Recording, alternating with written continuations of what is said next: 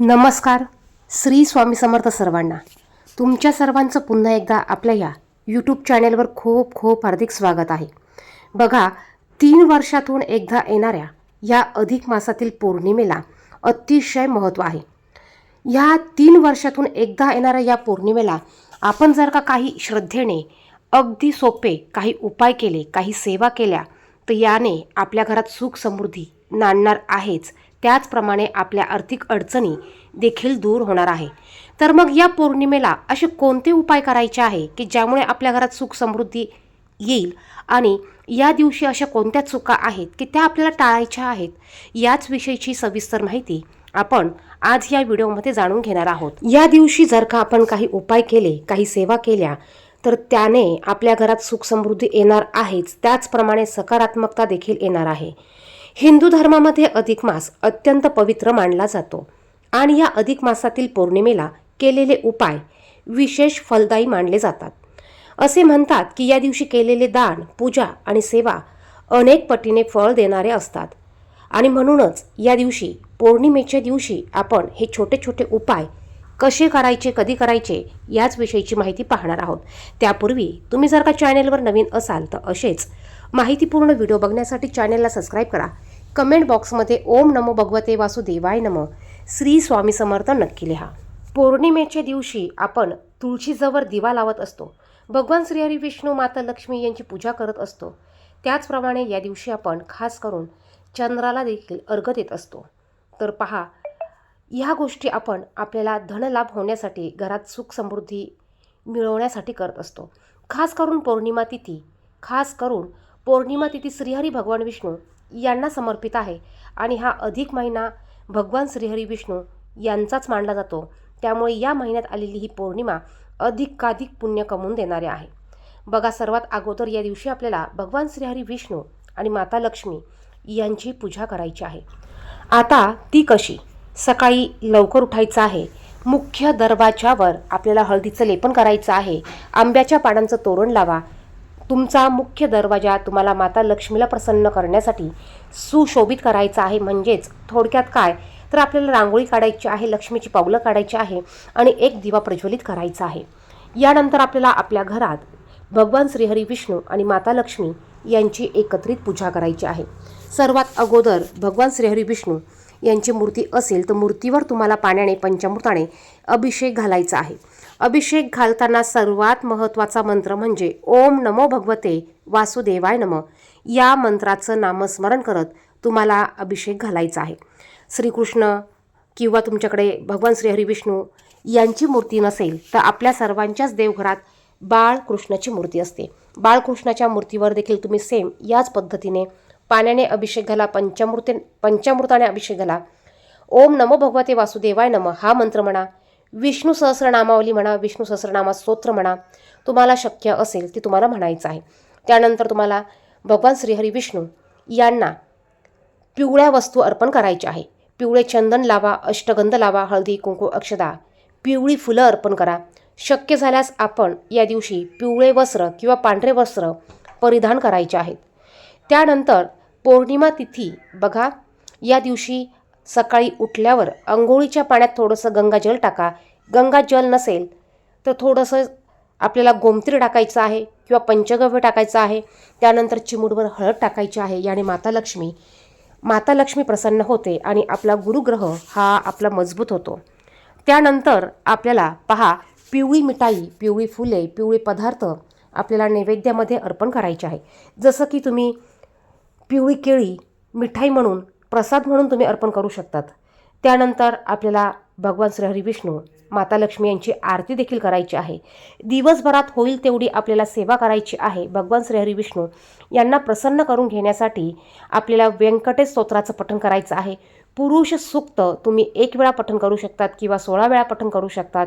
त्याचप्रमाणे विष्णू सहस्रनामावली, तुम्हाला तुळशीचं पान हातात घेऊन विष्णू सहस्रनामावली पठण करायचं आहे. आणि हे तुळशीचं पान तुम्हाला श्रीहरी भगवान विष्णू यांच्या चरणाशी अर्पण करायचं आहे. तुमची इच्छा व्यक्त करत देखील तुम्ही ही सेवा करू शकतात. त्याचप्रमाणे माता लक्ष्मीला तुम्ही खिरीचा किंवा खडीसाखरेचा नैवेद्य दाखवू शकतात. भगवान श्रीहरी विष्णू यांना तुळस अतिशय प्रिय आहे. त्यामुळे आवर्जून या दिवशी तुळशीपत्र भगवान श्रीहरी विष्णू यांना अर्पण करा. माता लक्ष्मीला कमळ किंवा इतर फुलं तुम्हाला अर्पण करायचे आहे. त्याचप्रमाणे शुद्ध गाईच्या तुपाचा दिवा लावायचा आहे. शक्य झाल्यास तिळाचा तेलाचा दिवा तुम्ही लावू शकतात. या दिवशी संध्याकाळी घरात तुपाचा दिवा लावून विष्णू भगवान आणि माता लक्ष्मीची पूजा करावी. यामुळे आर्थिक अडचणी दूर होण्यास मदत होते आणि घरात सुख समृद्धी वाढते. यानंतर तुळशीजवळ दिवा लावावा. पौर्णिमेच्या दिवशी संध्याकाळी तुळशीजवळ तुपाचा दिवा किंवा तिळाच्या तेलाचा दिवा लावावा किंवा तुमच्याकडे जे तेल असेल त्याचा तुम्ही दिवा लावू शकता. त्या चिमूटभर तुम्हाला हळद टाकायची आहे. यामुळे आपल्याला दीपदान केल्याचं पुण्य देखील मिळतं आणि पौर्णिमा तिथी माता लक्ष्मीला समर्पित असल्यामुळे आपण तुळशीसमोर शक्य झाल्यास दोन्ही वेळेला किंवा संध्याकाळी शुद्ध गाईच्या तुपाचा दिवा लावावा. त्याचप्रमाणे या दिवशी तुळशीला हळदी कुंकू वाहून प्रदक्षिणा घालावी आणि प्रदक्षिणा घालताना ओम नमो भगवते वासुदेवाय नमः हा मंत्र म्हणावा. शक्य झाल्यास 11 वेळा प्रदक्षिणा घालायची आहे. त्याचप्रमाणे पौर्णिमेच्या दिवशी सकाळी उठल्यावर सर्वात अगोदर आपल्याला भगवान सूर्यदेवाला अर्घ्य अर्पण करायचं आहे. त्याचप्रमाणे या दिवशी दिवसभरात तुम्हाला कमीत कमी 108 वेळा ओम नमो भगवते वासुदेवाय नमः हा मंत्र तुम्हाला म्हणायचा आहे. त्यानंतर बघा, या दिवशी गायीला अन्नदान करावे. कारण पौर्णिमेच्या दिवशी जास्तीत जास्त दान धर्म करण्याला विशेष महत्त्व आहे. मग या दिवशी आपल्याला न विसरता गायीला अन्नदान करायचं आहे. या दिवशी गायीला गूळ, पोळी किंवा हिरवा चारा खाऊ घालणे शुभ मानले जाते. दान केल्याने पितृदोष आणि आर्थिक अडचणी कमी होतात अशी श्रद्धा आहे. ज्यावेळेस तुम्ही गायीला खाऊ घालताल त्यावेळेस तुम्ही तुमच्या हाताने गायीला खाऊ घालायचा आहे. असं म्हणतात, ज्यावेळेस आपण आपल्या हाताने कुठलीही कृती करतो त्यावेळेस आपल्या हातावरच्या दुर्भाग्याच्या रेषा ह्या सौभाग्यात, ह्या समृद्धीत ह्या उमटत असतात आणि म्हणूनच गायीला देखील आपल्याला आपल्या हाताने चारा, गूळ, चपाती, पोळी आपल्याला खाऊ घालायची आहे. शक्य झाल्यास गायीच्या पायाखालची माती जर का तुम्हाला मिळाली तर ती आवर्जून तुमच्या कपाळाला लावायची आहे आणि येताना तुम्ही घरात आणायची आहे आणि एका कागदाच्या पुडीत बांधून तुम्हाला ती ठेवायची आहे. याने घरात असलेले दोष, वास्तुदोष हे निघून जाण्यास मदत होते. त्याचप्रमाणे या दिवशी दान धर्माला महत्त्व आहेच, दीपदानाला देखील महत्त्व आहे. शक्य झाल्यास या दिवशी तुम्हाला दीपदान करायचं आहे. तुम्ही जर का अजूनही दीपदान केलं नसेल तर तुम्ही 33 या संख्येने या दिवशी दीपदान करू शकतात. मग तुम्ही ते दीपदान तुमच्या देवघरासमोर, तुळशीसमोर, अंगणात, त्याचप्रमाणे एखाद्या देवीच्या मंदिरात किंवा नदीवर किंवा पाण्यात या पद्धतीने तुम्ही हे दीपदान करायचं आहे. ज्यांनी या अधिक मासामध्ये धोंडे केले नसेल, तुम्ही तुमच्या देवांसाठी धोंडे तुम्ही बनवून त्याचं वाण तुम्ही देवांना देऊ शकतात. गायीला देखील तुम्ही या धोंड्यांचं वाण देऊ शकतात. म्हणजेच काय तर तुम्हाला या दिवशी धोंडे बनवायचे आहे आणि ते तुम्हाला गायीला खाऊ घालायचे आहे. बघा, यानंतर आपल्याला या दिवशी घरात सत्यनारायणाची कथा ऐकायची आहे. आपण संपूर्ण अधिक महिन्यात पुरुषोत्तम मास म्हणून भगवान श्रीहरी विष्णू यांना अतिशय प्रिय असलेली सेवा ती म्हणजे सत्यनारायण पूजा ती करत असतो. आता तुम्ही रोज ही पूजा केली नसेल तर किमान पौर्णिमेच्या दिवशी शक्य असल्यास आपल्याला सत्यनारायणाची पूजा करायची आहे आणि घरात ही कथा आपल्याला ऐकायची आहे. यामुळे घरात आनंद आणि सकारात्मकता वाढते, कुटुंबातील अडचणी कमी होण्यास मदत होते. बघा, हे छोटे छोटे उपाय आहे. हे उपाय आपण प्रत्येक पौर्णिमेला प्रत्येक महिन्यात करत असतो, परंतु या अधिक महिन्यात केलेले हे उपाय अधिकाधिक पुण्य प्राप्त करून देतात आणि त्याचप्रमाणे ते अक्षय आपल्याबरोबर टिकून राहणारे असतात. म्हणूनच आपण या दिवशी ह्या सेवा, ह्या गोष्टी करायच्या आहेत.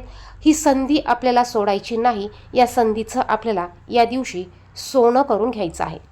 त्याचप्रमाणे या दिवशी घरात आपल्याला कापूर आणि लवंग जाळायचे आहे. तसं पाहिलं तर आपण रोज आपल्या घरात कापूर आणि लवंग ही जाळायची आहे.